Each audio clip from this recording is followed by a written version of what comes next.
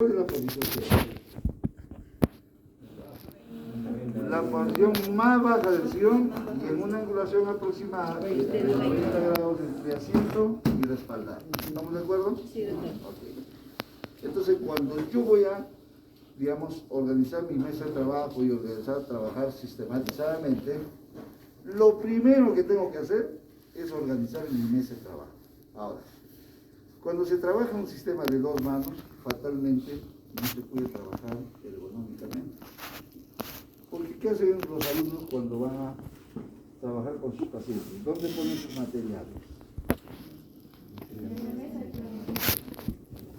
Se convierte en una mesa de trabajo de exposición. Y ponemos todos nuestros materiales acá. Ahora, la pregunta es, si yo trabajo a dos manos,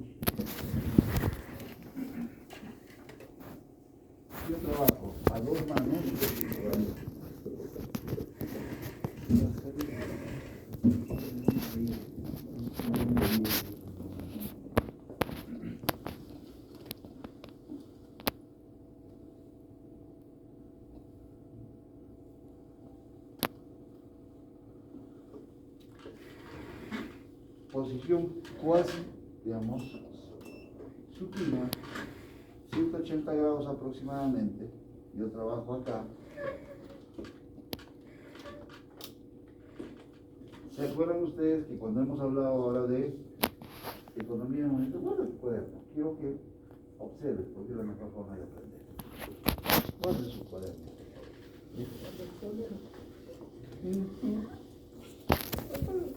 Ni siquiera de repente lo vas a ver. ¿Una grabación? Ya, miren, atención. Porque hemos dicho qué tipos de movimientos, por ejemplo, qué tipo de movimientos debe realizar el operador para decir que sus movimientos son ergonómicos. Hemos dicho que hay 6 tipos de movimientos. El 1 y el 2 y el 3, doctor. 1, 2 y 3. Es decir, ¿cuáles son esos movimientos? Dedos, muñeca, codo. ¿Ok? ¿Estamos? 1, 2, 3 para operador. Para asistente, 4, 5. 4 y 5, pero debe restringir lo más que pueda. Y por último, el que trabaja de asistente secretario o secretaria, hace los movimientos de clase 6 y se llama abandono del puesto de trabajo. ¿Estamos de acuerdo? Sí. ¿Todos? ¿Sí? Sí. ¿Estamos? Ok. Entonces, miren, si yo trabajo solo, a dos manos, y trabajando en la posición 11, miren, ¿qué tengo que hacer para yo poder agarrar un material? ¿No?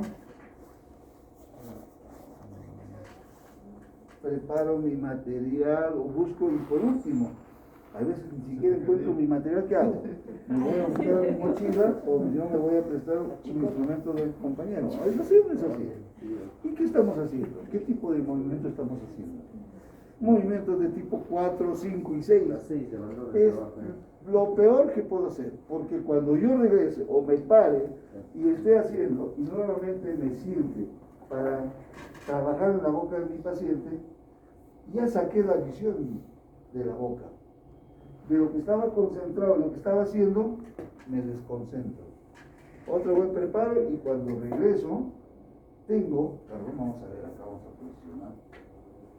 Tengo necesariamente que reconcentrarme en mi puesto de trabajo, que es la boca, en los dientes en los cuales yo estoy trabajando. Y peor aún, si es que no trabajo con aislamiento absoluto. ¿Qué le decimos a nuestro paciente? No vayas a cerrar la boca, pero a ver, yo pregunto, si todo el mundo se baja la mascarilla ahorita, a ver, abra la boca 5 minutos sin cerrar. Ya, con una cuestión, no. Al margen de la articulación temporomandibular, por una cuestión fisiológica, vas a tener que deglutir. Y estás en una porción supina. Y para deglutir, ¿qué hacemos? A ver, degluten un poquito de saliva. Van a cerrar la boca. Y si tú cierras la boca, ya contaminaste ¿Estaba? No.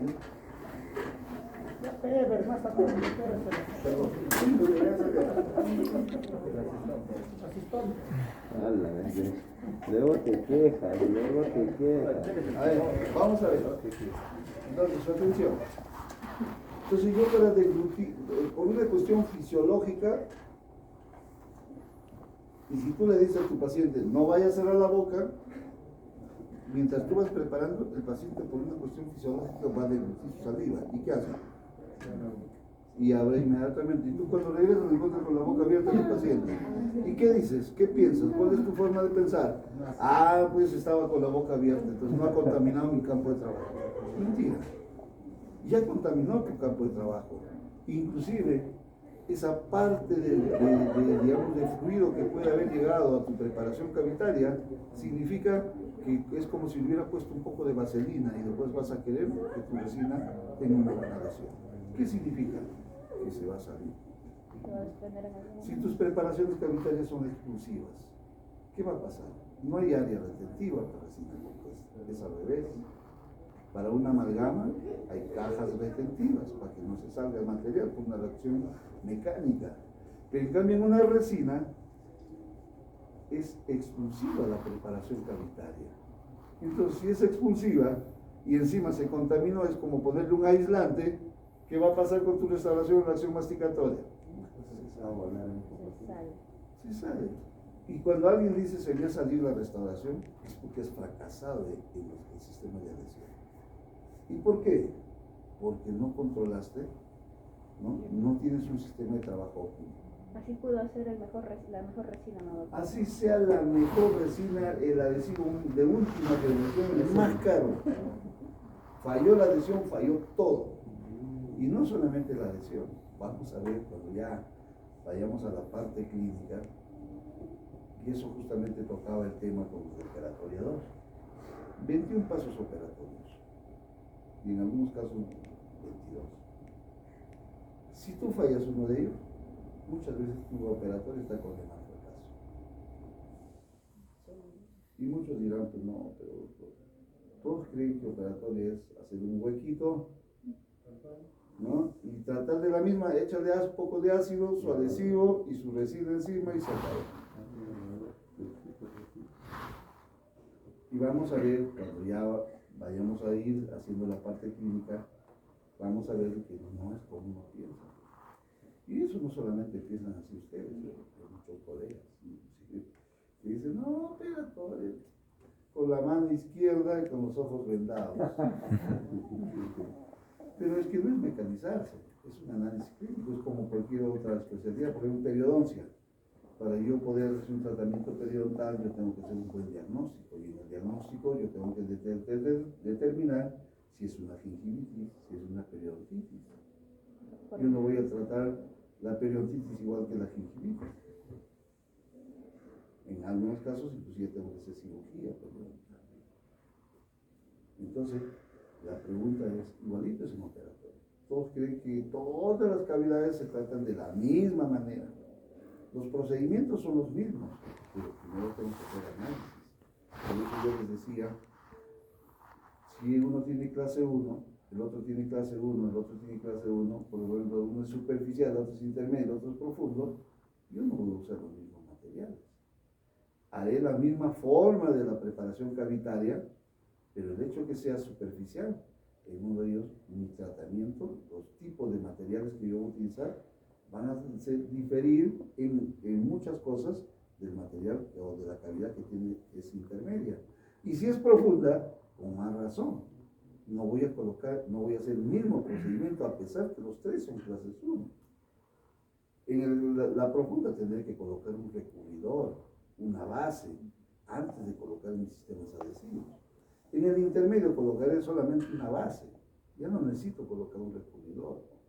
Y en el superficial colocaré directamente mi sistema adhesivo. Entonces, son procedimientos completamente diferentes. Entonces, la cosa no es que yo tenga que parametrar, esto no es una, de repente aquí hay muchos que les gusta la gastronomía y son chefs. No es lo mismo, digamos, que cuando uno prepara, por ejemplo, dice, Ustedes habrán escuchado o habrán visto en un momento había un programa en la televisión que se llamaba 20 lucas. Ah, sí, para ir al mercado. Al mercado, que decía, ¿no? Para preparar 4 platos, o mejor dicho, 4 platos para 4 personas se necesita ¿cuánto? Medio kilo de carne, 2 cebollas, qué sé yo, un tomate, ¿no? En la parte clínica no es así, porque cada caso es especial. Yo no puedo tratar una clase 1 en un paciente de la misma manera porque puede tener características diferentes, a pesar que son clases 1. Y clases 1 no solamente en el sector posterior. Imagínense que a mí me toque una clase 1 a nivel de la pieza anterior, a nivel del cíngulo. El tratamiento, la morfología, la topografía anatómica es completamente diferente. La oclusión es completamente diferente. En función a eso voy a hacer la profundización en mi preparación sanitaria. Es decir, no quiero llegar todavía a la parte clínica, al campo clínico, pero quiero hacer entender de que cuando estamos hablando de un sistema de 2 manos, es imposible trabajar ergonómicamente. ¿Qué economía de movimientos voy a hacer si yo me tengo que parar o tengo que preparar mis materiales porque yo no voy a preparar así, ¿no? ¿Sí? Me paro y tengo que peor, si yo soy baja, está todo peor, ¿no? Tengo que preparar y luego llevar. ¿Qué tipo de movimientos estoy haciendo? ¿Ergonómicos? Entonces, hoy en día, pregunto, ¿los dentistas trabajan solos en sus consultorios? No. Siempre La tienen mayoría trabaja solo. La mayoría, todas. Por ahora, más de medio. Miren, Hasta calle. imagínense que yo estoy trabajando, vamos a ver, vamos a hacer un análisis. Yo estoy trabajando acá, perfectamente, y vamos a poner que de la puerta de mi consultorio. Toca. ¿Quién va a ir a atender? Me tendré que yo levantar adentro. Me voy a abrir la puerta, pase a mis espérenme. ¿Cuánto tiempo estoy perdiendo? ¿Cuánto de movimiento innecesario estoy haciendo? ¿Cuánta desconcentración y reconcentración en mi campo de trabajo? Pregunto, y si yo hago la sumatoria de ese tipo de movimientos innecesarios durante toda una jornada de trabajo, decía 8 horas, ¿cuántas horas movimiento hago? ¿Cuántas, digamos, desconcentraciones hago? Pregunto, costo-beneficio. Perdí 2 horas de trabajo haciendo eso, por decir. Segundo, que estoy estresado porque tengo que atender a gente, tengo que cobrar, tengo que lavar los instrumentos, tengo que esterilizar, me dejo entender. Hoy en día, aquel que trabaja solo no sabe realmente, no sabe de que no está produciendo trabajos de calidad, por más de estrés y conocimiento que tenga. Entonces, hoy en día el trabajo es sistematizado, ergonómico, simplificado. Y esa simplificación no significa que voy a trabajar solo, por el contrario, que no tengo que trabajar de preferencia con un personal auxiliar. Y ahí las condiciones y las posiciones y todo cambia. Por ejemplo, y vamos a ponerlo en posición 0. Y yo posición 0 significa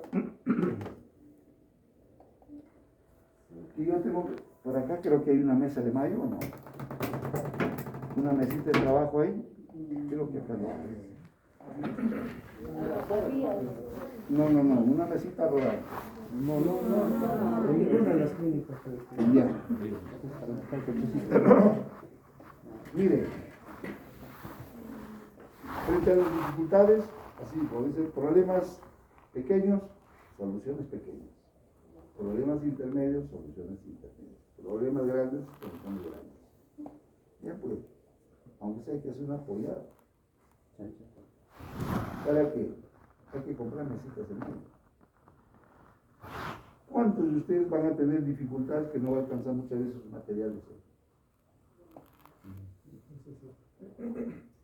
Y por eso que están sacando de su mochila, porque no alcanza. Pues. Entonces hay que tener una mesita de trabajo, y si no, conversen pues, con el doctor Aura Robles. ¿No? Porque todos necesitamos mesitas de trabajo. ¿De qué ergonomía puedo yo enseñar cuando no tengo pues, el material adecuado? Pero ya al menos, siquiera vamos a tener los elementos básicos y sus conocimientos para que cuando ustedes estén en sus consultorios, en las entidades que trabajen, porque muchos van a trabajar en el Ministerio, Seguro Social, Sanidad de la Policía, el Ejército, implementen esto. Miren, hacíamos un análisis el otro día, creo, con ustedes, no sé si con ustedes. En el Seguro Social, ¿cuántos pacientes tienen que atender al día? 20 pacientes.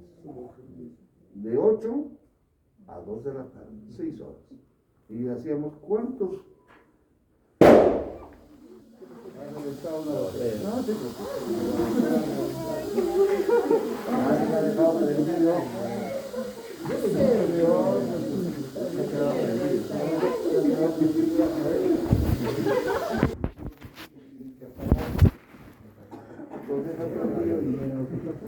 Bien. Quería dormirse ya para que se levante. Bien, vamos a ver, vamos a continuar. Entonces, tenemos una necesidad, necesitamos de necesitas para trabajar ergonómicamente. Y decía, ¿no? En el Seguro Social, por ejemplo, de 20 pacientes, ¿cuántos minutos correspondería cada paciente? De 20. 15. Sí, pues en 6 horas de trabajo, 20 pacientes. 6 por 6, 360 minutos. ¿Sí? Divídanlo entre 20. 18 minutos aproximadamente. Siempre y cuando todos estén sentados al mismo tiempo. Entrar, acomodar, posicionar, 3 minutos. ¿Y ustedes creen que en 15 minutos uno puede hacer una operatoria óptima? Ustedes habrán escuchado muchas veces, hoy en el seguro va y te pone una pastita y te dice que regreses dentro de 3 semanas. Porque el dentista tiene que cumplir, pues, su récord de trabajo de 20 operatorias. ¿Y le dan el tiempo? ¿Perdón? Le dan su tiempo.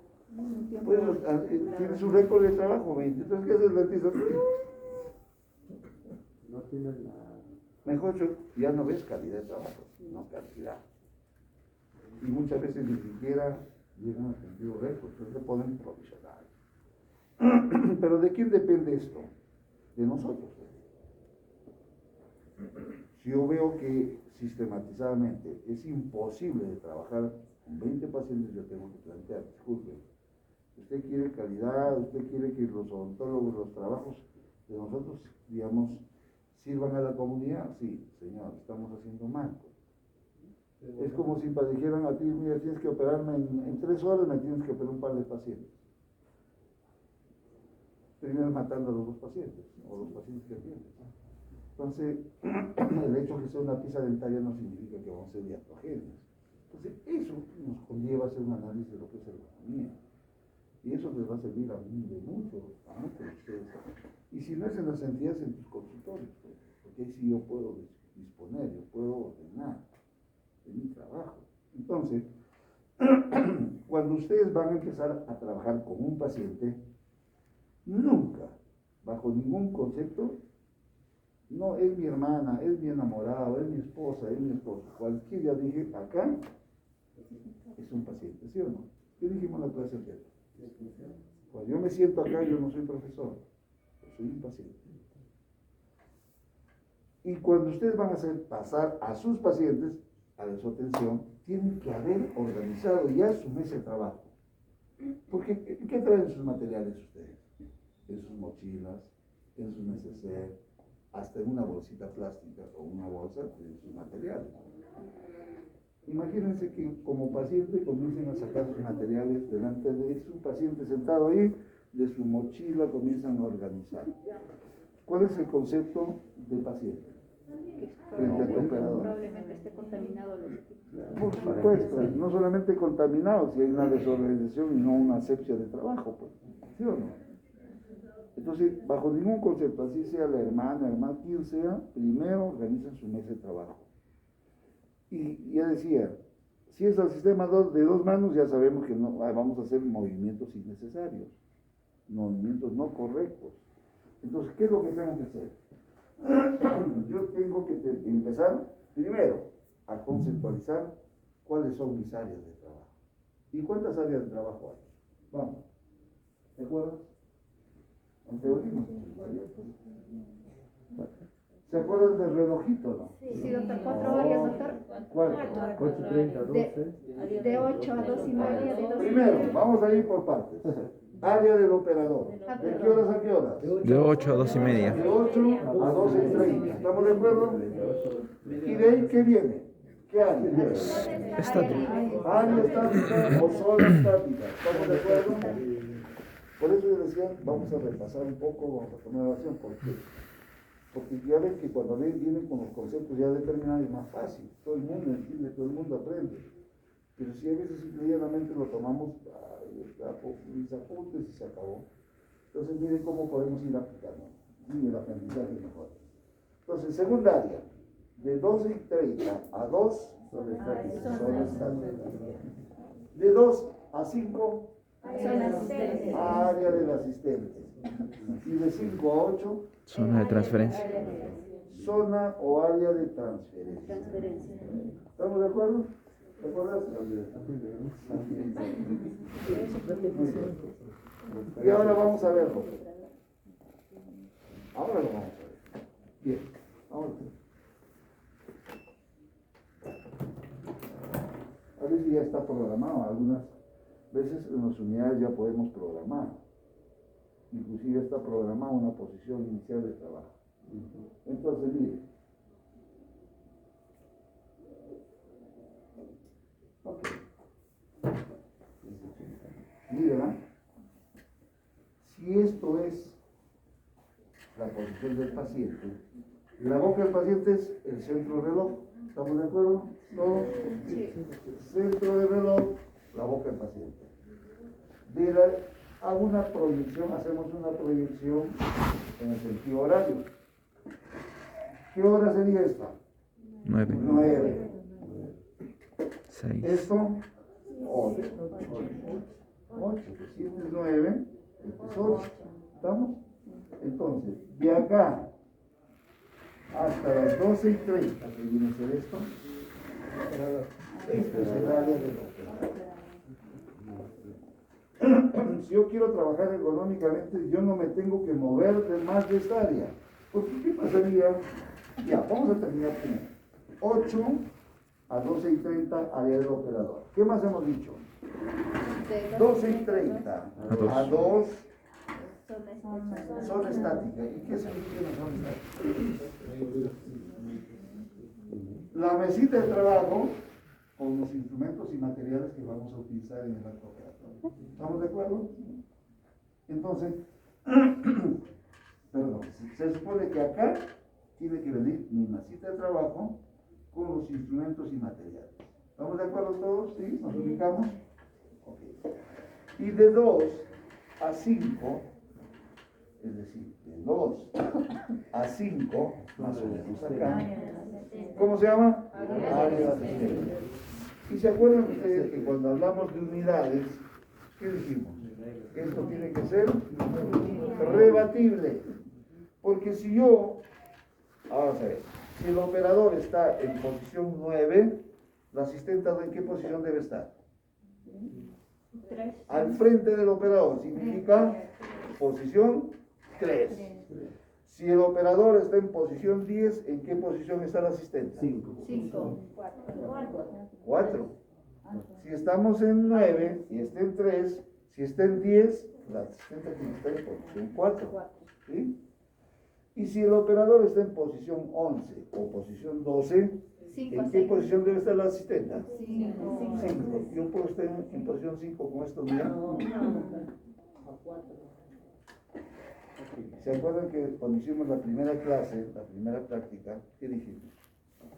Que yo tengo que comprar una unidad con escupidera rebatible. Ahora se dan cuenta de que todo vamos encajando, ¿no? Todo encaja. Entonces, si yo quiero trabajar organizadamente, ergonómicamente, funcionalmente, este equipo me va a impedir.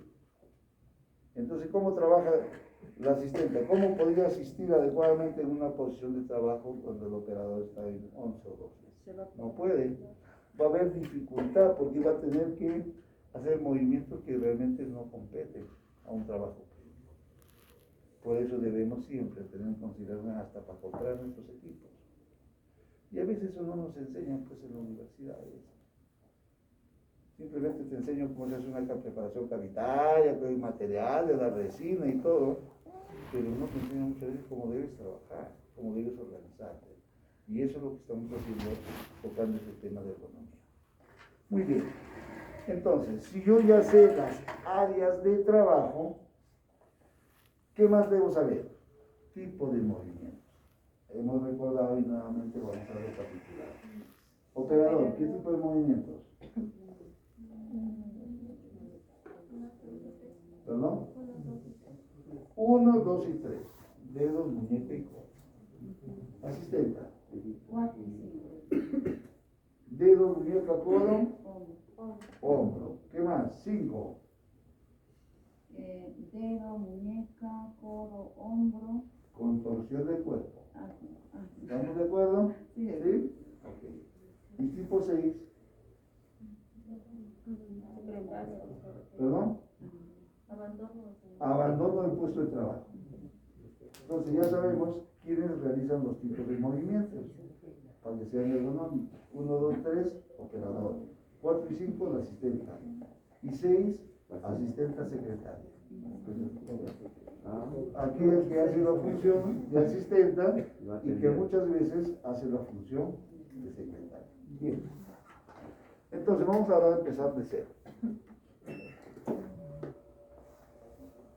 Cuando yo voy a trabajar desde el punto de vista clínico, lo primero que yo tengo que darle facilidades a mi paciente. Lo primero que organizo es mi mesa de trabajo. Si mi mesa de trabajo está acá, yo desde el punto de vista ergonómico, porque si yo trabajo a 2 manos ya sabemos que no vamos a trabajar ergonómicamente. Organizo todo mi mesa de trabajo, yo no, sino la asistenta, ¿sí? Con los materiales instrumentales que voy a utilizar, ya lo tengo aquí en la zona estática acá, al otro hermanito. Entonces, ya cuando está eso, recién hago pasar al paciente. Vamos a ver, ¿quién quiere hacer la función del paciente? ¿Quién ha llegado último? ¿Allá tú? Allá podemos. Entonces, un gatito. En este caso, tenemos que facilitarle para que puedan ubicarse adecuadamente. Muchas veces algunos vienen sin brazo inclusive en esa zona. Solamente vienen con un brazo algunas unidades. ¿Ok? Y una vez que han colocado, hay que nuevamente posicionarlo. ¿Cómo se llama esta posición? Posición 0. Posición 0. ¿Estamos de acuerdo? Muy bien. Si estamos en una posición 0, yo tengo que poner en una posición de trabajo. Entonces, lo primero que yo voy a hacer, la lámpara, mi brazo compensado, y lo primero que tengo que hacer antes de posicionar al paciente, me comienzo a posicionar, tengo que optar mi posición correcta de trabajo. ¿Y cuál es la posición correcta de un operador? Angulación de 90 a 100 grados entre muslo y pierna. Yo no puedo trabajar en esta posición. Miren, si esta posición es más de 130 grados, miren la angulación muslo-pierna. ¿Qué es lo que va a pasar? Miren cómo está acá, de costado. ¿Estás observando?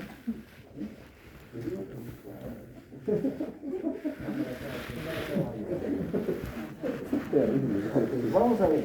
Miren. Si yo trabajo 8 horas en esta posición, ¿qué está haciendo? Estoy presionando la parte interna del muslo. ¿Y qué cosa circula por ahí? Hay ahí arterias y venas. Y si yo estoy estrangulando, ¿qué va a pasar? La circulación sanguínea ya no es la misma. Digamos, va a ir mayor congestión sanguínea a nivel de los muslos y piernas. Y si hay mayor congestión, ¿qué hay? Dilatación. y ahí aparece la famosa baliza. Entonces, yo tengo que tener una posición correcta de trabajo. Y eso significa, y para los que somos de baja estatura, que la gran mayoría en nuestro medio somos de baja estatura. Nuestro medio no es, digamos, 1,80 m como los centroamericanos. 1,60 m promedio, 65. Ok, entonces, miren, puedo llegar hasta los 110 grados, que es aceptable. Entonces, no se olviden, posición paciente operador, 90 a 100 grados adecuado. Hasta 110 grados, los de baja estatura. Algunos clínicos, algunos investigadores dicen 130 grados. Muy bien. Entonces, miren, yo estoy ya, me posicioné adecuadamente en mi taburete.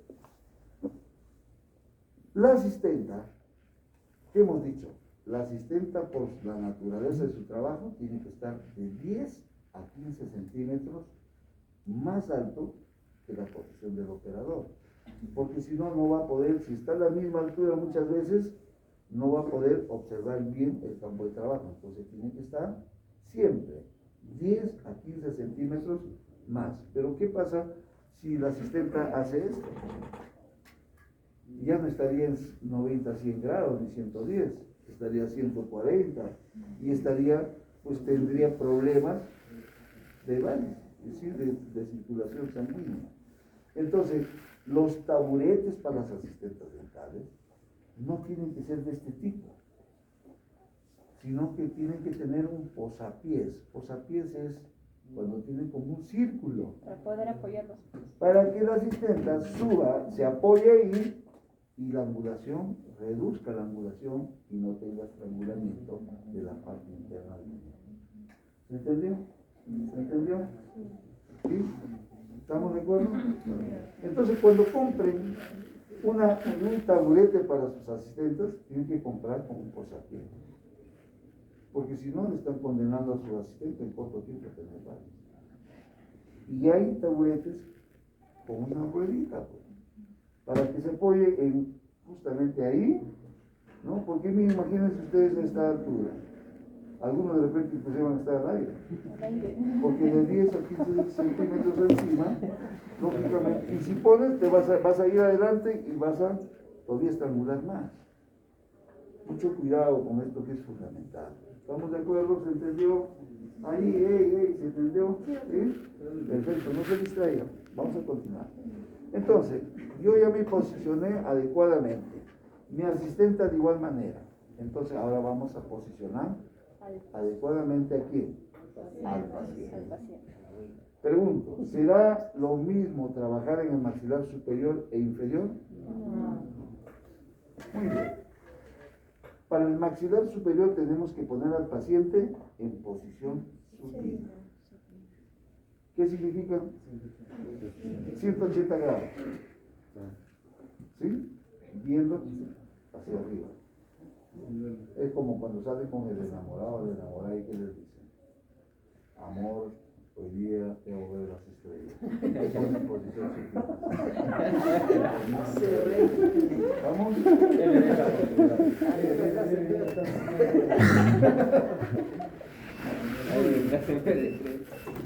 Ok, vamos a ver. Respuesta. Miren, hay algunas unidades programadas, pero si no, también voy acomodando al paciente en posición supina. Okay.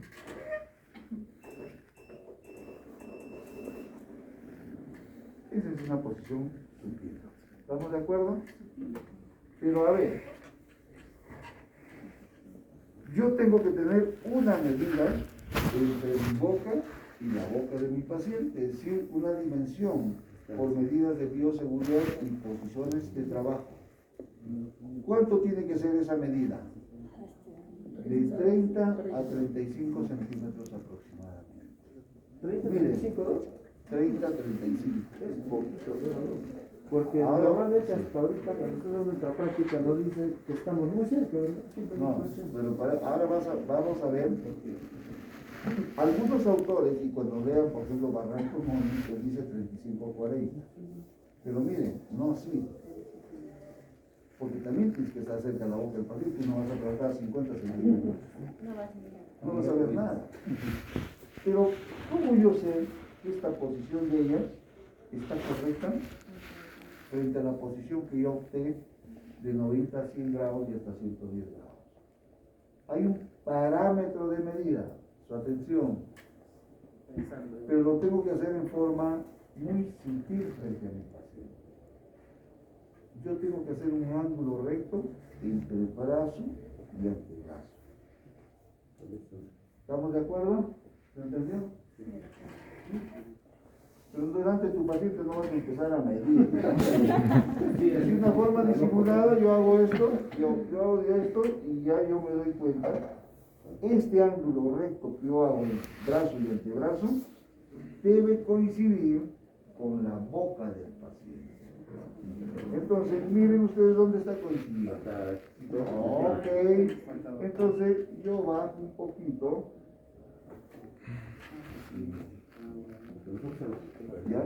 Entonces, esta es la posición correcta de trabajo para el maxilar superior. Ahora, ¿a cuántos centímetros de la boca del paciente tiene que estar la 90. Aproximadamente a 90 centímetros.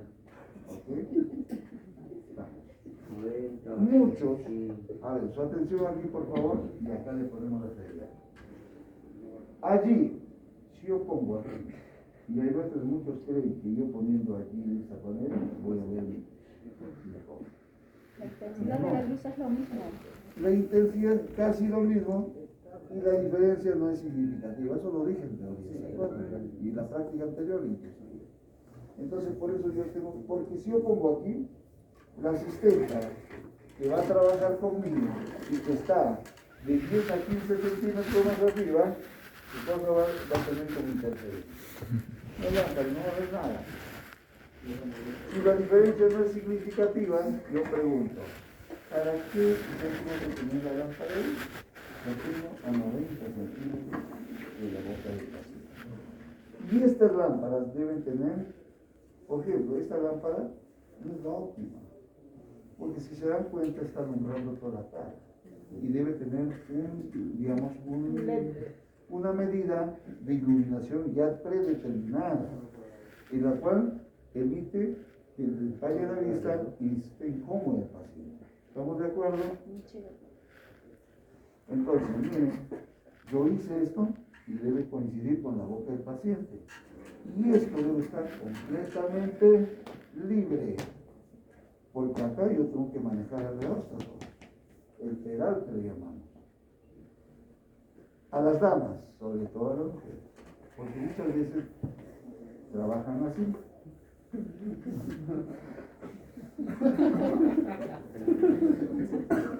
¿Cómo manejan el reóstato? Tendrían que manejar así.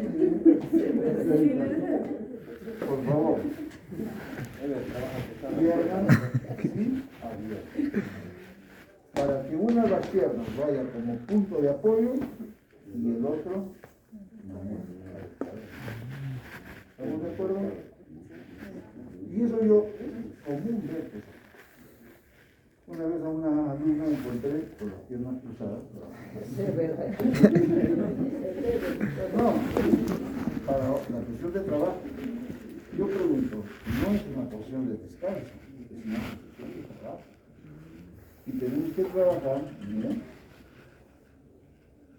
35%. Automáticamente, el hecho que yo haga una medida así, ya me está dando la distancia prudencial. Y cuando yo trabaje, miren mi posición de trabajo. Máximo 10 a 15 grados hacia adelante. Y yo puedo tranquilamente, y cuando manejen, por favor, su atención, a un paciente, sea para el lado izquierdo o derecho, porque a veces trabajamos en una línea acá a la derecha y giramos un poco al lado izquierdo, o al revés. Nunca agarremos a un paciente en la cabeza, porque es completamente incómodo. Y ahora ustedes lo van a hacer y van a sentir. Siempre a un paciente se le tiene que decir, por favor, vamos a girar tu cabecita para el lado izquierdo, ¿me permite? Y tú mismo deja que yo te maneje y tú vas a poner suave y va a ser sutil el movimiento. Pero si tú no le dices nada y lo manejas como un muñeco, pero dime una cosa, a ver, pregunto, ¿y acaso no es eso lo que se hace todos los días? La verdad. Y a veces, vuelvo a repetir, muchas veces esto no está en los libros. A veces la experiencia propia y la correlación que uno hace en el trabajo ergonómico, va uno viendo y cuando tú eres paciente, comienzas a sentir esas cosas. Por eso hoy día en la práctica uno hace de asistente, el otro hace de operador y el otro hace de paciente. Termina, cambio en el equipo. Pero miren lo que he hecho yo, desde la posición inicial 0 hasta la posición cuando yo termino el trabajo. Entonces, yo estoy trabajando normalmente y mi bandeja o mi instrumento de refrigeración y corte debe estar aproximadamente a 40 centímetros. Salvo que tenga un brazo largo, puede ser 10 centímetros más. ¿Ok? Ok, a ver, su atención. ¿A qué altura? Al alcance de tu mano. Mira cómo está. No. Que esto esté al alcance de tu mano. Esto no, porque acá simplemente mando y por último, la asistente es la que va a provocar el paciente. Miren, ¿qué movimiento realiza el operador? ¿Qué hemos dicho? Miren, ahora, si yo tengo una posición correcta de trabajo y eso está a 40 centímetros, mira lo que voy a hacer. Mi pieza de mano, mi micromotor, ¿qué movimientos estoy haciendo? O yo estoy haciendo esto, y si trabajo solo, miren, si esto fuera, ¿ya? Yo trabajo solo, a dos manos, para yo hacer la succión, miren qué estoy haciendo. Las aletas, ¿Ya? Y miren, ¿por dónde va a estar posicionado? Por encima de la cabeza del operador. Y eso es lo que no debemos hacer. Siempre, miren, ¿qué tendría que hacer? Un eyector o un evacuador, ya pues tendría que hacer, ¿qué movimientos estoy haciendo? Lo que no debo hacer, 4 y 5. Pero si yo trabajo asistidamente, miren lo que debo hacer. Intercambio de instrumentos, zona o área de transferencia, de 8 a 5, a 25 centímetros de la boca del paciente. Nunca sobre la cara del paciente. Porque ¿qué tal si me está pasando un explorador y se me resbala y le pega en la cara? ¿Qué tal si me está pasando una gota o adhesivo y le pega una gota en la vista? ¿Ok? 25 centímetros. Movimiento 1, 2 y 3. Recibo, trabajo, devuelvo. Recibo, trabajo, devuelvo. ¿Es aplicable o no? Todo lo que decimos en teoría se tiene que aplicar en la práctica, porque si no, no tendría sentido. La asistenta, por la naturaleza de su trabajo, tiene su mesa de trabajo y ¿qué hace? Miren, prepara materiales, agarra,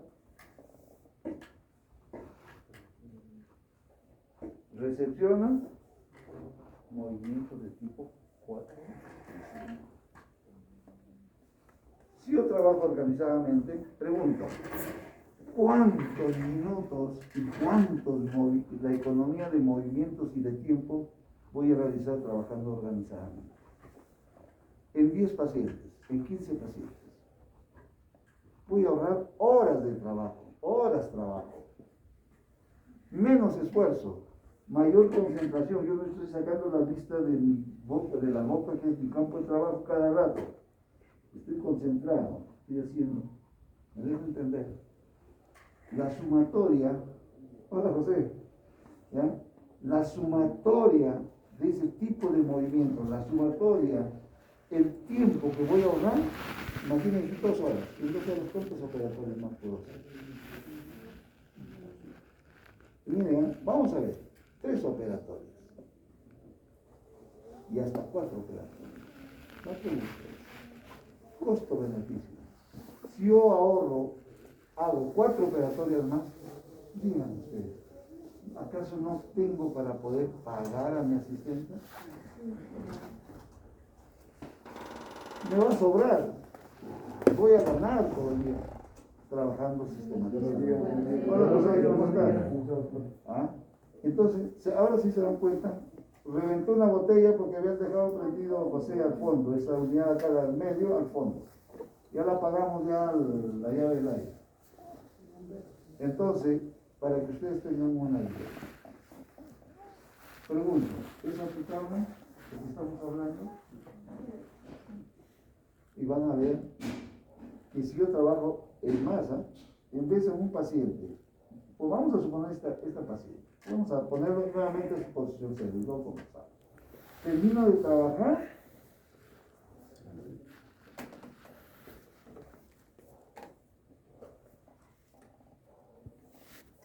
y pongo en posición 0 nuevamente al paciente. ¿Ok? Ya está programado y si no puedo manejar el mando acá en el pie, porque hay varias formas de poder manejar. Y luego, otra vuelta, el mismo procedimiento. Termino, despido a mi paciente, lo acompaño hasta la puerta y lo despido. No es que esté delante del sí, puede ser también. No es que delante de mi paciente voy a recoger mis cosas, ¿no? De ahí pueden hacer lo que quieran. Pueden colocar acá adentro, donde quieran, pero nunca delante de su paciente. ¿Estamos de acuerdo? Sí, doctor. ¿Se entendió? ¿Se entendió? Nunca delante del paciente. Porque así como el paciente puede tener esa impresión inicial cuando voy sacando tu mochila, todas tus cosas, pues lo mismo va a tener cuando pague tus cosas.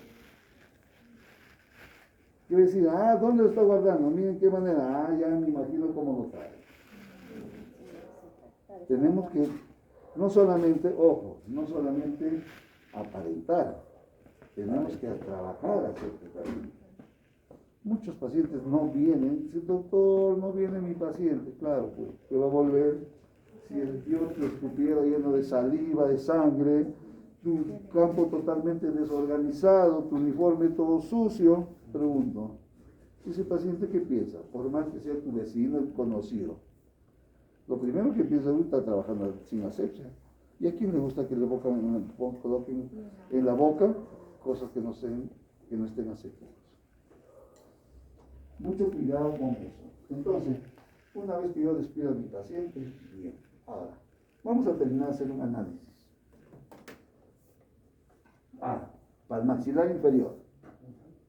Pues, nos olvidamos de eso. Me emociona mucho. Vamos a ver.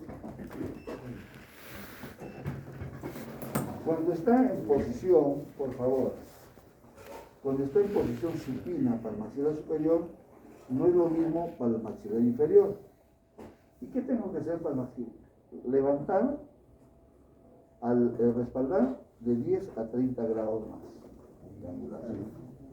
Si yo de acuerdo a mi medida,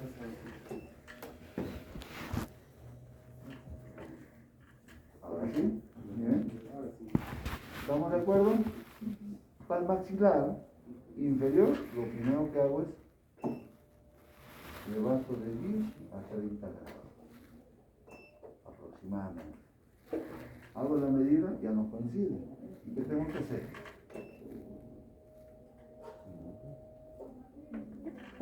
No coincide, puedo levantar el taburete 10 grados más. Ahí queda. ¿Estamos de acuerdo? ¿Sí? ¿Se vio? Entonces, este es el parámetro de medida que yo tengo, ¿verdad? Y yo mantengo siempre la distancia prudencial entre la boca del paciente y la boca mía. Medida de bioseguridad, y eso también me orienta a una posición correcta del trabajo. ¿Ahora sí se entendió? Tenemos que aplicarlo, tenemos que practicar ahora. Van a buscar su trío y cada uno en una unidad comienza a practicar. Porque si no lo hacemos, pregunto ahora, ¿cuándo lo vamos a hacer? Cuando tenga mi consultorio ese rato voy a tener mi trabajo de la mentira. No lo haces ahora, no lo haces nada. Muy bien, vamos a... Y vamos a terminar haciendo un análisis final sobre las posiciones de trabajo. Hay que saber tipos de movimientos, áreas de trabajo, ¿sí? Y por último, tipo de movimiento. ¿Se han dado cuenta que si yo aplico sus 3 principios básicos, mi trabajo va a ser sistematizado? Y tengan la plena seguridad, miren, su atención aquí.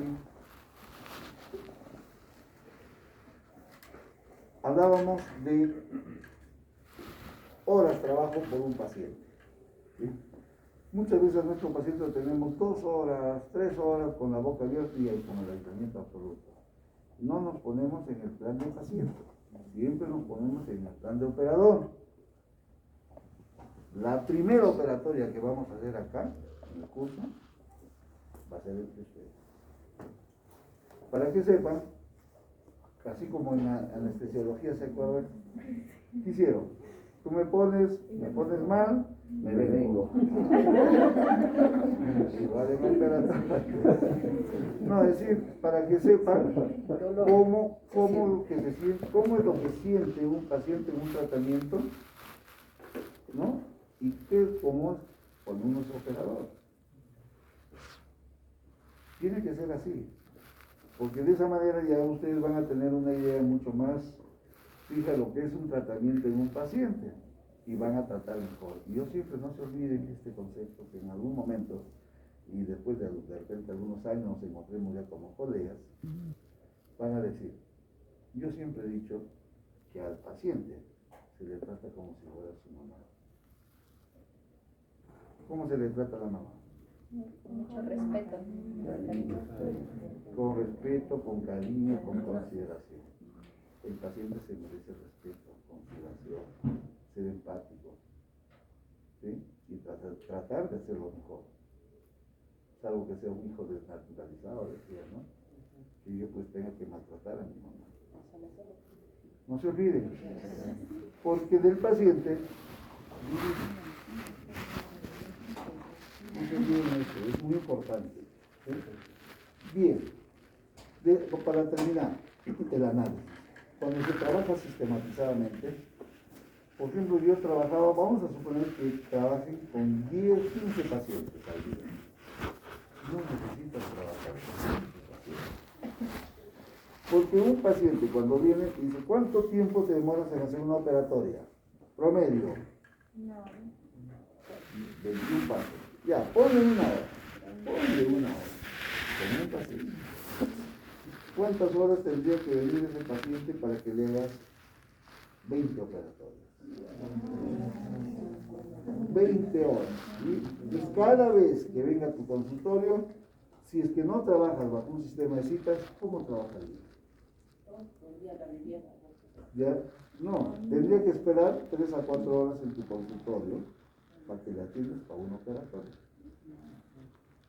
¿Qué vas a gastar para una operatoria? ¿Qué invierten? Primero, al margen del tiempo. En el procedimiento del diente, para una aspiración, una restauración. Vas a usar fresas, luz, desgaste de equipo, ¿sí? Porque has invertido en un equipo. Ácido, adhesivo, un micropincel descartable, aguja descartable, un cartucho de anestesia, un par de guantes, una copia, vas a hacer uno de todo. Y en 20 operatorios vas a tener que gastar 20 agujas, 20 cartuchos, 20 pares de guantes, la asistenta, 20 pares de guantes para el operador. ¿Estamos de acuerdo? Pero si yo trabajo, ahora sí. Pero si yo trabajo sistematizadamente, organizadamente, muchas veces los pacientes no tienen la economía necesaria, también hay que ser honestos. Yo no le puedo decir, Luis, que te voy a hacer en 5 citas, no. Pero yo le digo, en vez que estés viniendo 20 veces, ¿qué te parece si de repente yo te puedo hacer en 5 citas? Todo tu tratamiento, para que no estés perdiendo tu tiempo viniendo cada rato. Y yo te cito en una hora determinada, te doy, por decir, 2 horas de trabajo, y en 2 horas de trabajo de repente puedo avanzar 4 o 5 operatorios. Porque voy a hacer un solo aislamiento absoluto. voy a usar una sola, muchas veces un solo cartucho de anestesia, una aguja. Si es el maxilar inferior, agarro pues una troncular y ya tengo para hacer 4 operatorias en un sector. ¿Me dejo entender? ¿Cuál es el costo-beneficio? Primero hay que pensar en el paciente. ¿A ti te gustaría ir 4 veces, esperar 3 horas, 2 horas, 5 horas para que te atiendan una operatoria? No. Y muchas veces los pacientes, ¿qué pasa? A ver, su atención. ¿Qué pasa con el paciente? Va por porque a veces un paciente va por un problema dentario, porque hay dolor, molestia, y aprovechan, dicen, no, ya de una vez que me haga todas las restauraciones o todas las curaciones. Eso dice el paciente, ¿no? Si tú tienes la oportunidad de hacer un diagnóstico, dice, acá tengo para hacer 20 operatorias o 10 operatorias, no dejes, porque a veces empezamos con el problema, de solución el problema de dolor, y si tú te haces esperar 3, 4, 5 horas, ese paciente ya no regresa por los otros días porque ya no le molesta. Entonces tú tienes que optar por un sistema donde ese paciente que ha sido captado para su tratamiento integral de operatoria, no lo dejes pasar. Y le dices, mire, yo le voy a solucionar en 2 citas. Miren, o en 3 citas. Usted no va a tener que esperar. Yo le voy a citar. ¿A qué hora usted necesita de tiempo? Póngase de acuerdo con la asistente. La asistente tiene que estar preparada para esto. Muy bien. Dice, yo tengo tiempo en la tarde. Muy bien. ¿Puede venir a las 4? Sí, perfecto. De 4 a 6. ¿Te parece? Muy bien. Sistema de citas. 4 a 6, 2 horas. En 2 horas le puedes hacer 3 a 4 operatorias. Con un solo par de guantes, con una cofia, con un cartucho de anestesia, con una aguja, todo uno. Y 4 operatorias. Costo-beneficio. Trabajamos por sistema de cuadrantes. Costo-beneficio para el paciente, que no está esperando ni perdiendo su tiempo. Segundo, para el operador. En una sola cita hago 4, en vez de atender a 4 pacientes. Y trabajar estresado, que me esté tocando la puerta, doctor, ya qué horas tengo que hacer, estoy esperando 2 horas, 3 horas. No. Trabajen bajo un sistema de cita. Y desde ahora, porque ¿qué tenemos acá en la clínica? Citan a sus pacientes y el alumno está llegando tarde. Su paciente está sentado esperando. Esa es la verdad, pues en la clínica vienen todos los días. Porque si no nos organizamos ahora y no, en otra palabra, cambien el chip y rompan paradigmas y trabajemos organizadamente, tengan la plena seguridad que van a tener éxito en sus consultorios, en sus clínicas o donde trabajen. Pero empecemos de acá. No cites a tus 2 pacientes, por si acaso cito, no vaya a ser que deje de venir. Pues, ¿para qué los 2 puntos? Si vas a atender uno solo. Te cita por si acaso, dice, no venga. ¿Y qué le haces a uno y qué le haces al otro? Le haces esperar 2 horas, 1 hora y media, y el otro paciente ya no vuelve otro día. Cita pues en una hora determinada y al otro en la otra hora determinada. No viene uno, pues te queda el otro, pero no le hagas esperar. ¿Ok? ¿Estamos de acuerdo? Muy bien. Ahora sí creo que ya he dado las recomendaciones. Aquel que cometa errores, ya no es por desconocimiento, es por omisión, porque no lo quieren hacer. Y no se olviden que siempre he dicho, todos empezamos como una maratón. Todos salimos juntos y estamos empezando a salir juntos en el curso. ¿Quiénes van a aprovechar más? Los que más se preocupan, los que más repasan, y eso va a repercutir cuando ustedes sean profesionales, que les falta poco. En sus consultores, ¿quiénes van a tener éxito? Aquí está el profesor, desconocimiento en la educación. ¿Ok?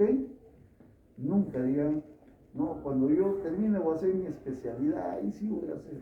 Esa es la mentira piadosa más grande. ¿Sí? Bien.